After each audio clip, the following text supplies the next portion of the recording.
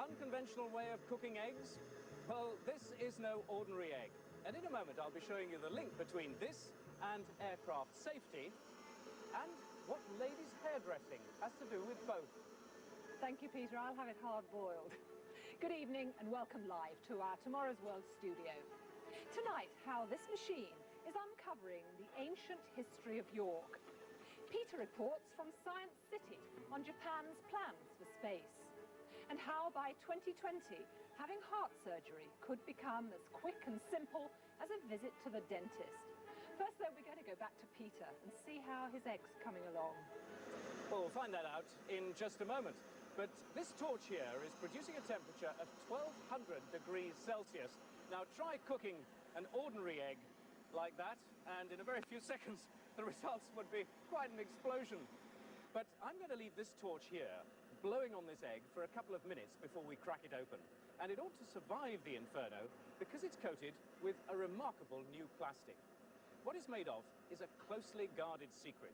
All the inventor will say is that 20 years' experience as a ladies' hairdresser led him to the discovery. Well, now several aircraft manufacturers want to test the material for fireproofing. And NASA has even asked for some samples to see if it might be suitable for the space shuttle. There is actually no legal requirement for the materials that make up the outer structure of an aeroplane, whether of a military jet like this type or even of passenger planes, to be fireproofed. And perhaps surprisingly, the aircraft skin can and does burn right through in a matter of seconds. Now, this is a Hawk aircraft, the same type that's used by the Red Arrows, and like most planes is made largely of aluminium alloy and on the wings a carbon composite material with a honeycomb core. This makes it incredibly strong but also very light. But it does have one weakness. In a fire it can burn very easily. Over here we have a similar composite honeycomb material, and as soon as I start putting a flame on it, within a very few seconds it catches fire.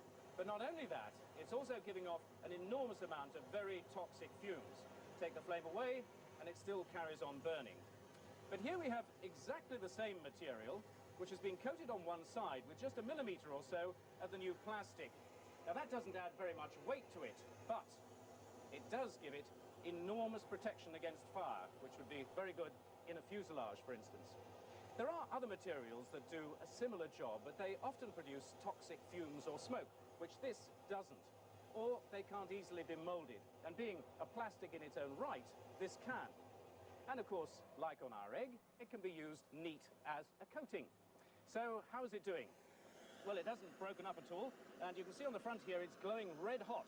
But just watch this. If I turn the flame off, and remember that it was producing 1200 degrees Celsius, and I take that charred bit and I put it flat in the palm of my hand, it only just feels warm. And if I then crack it open, what's more, the egg hasn't even begun to start cooking.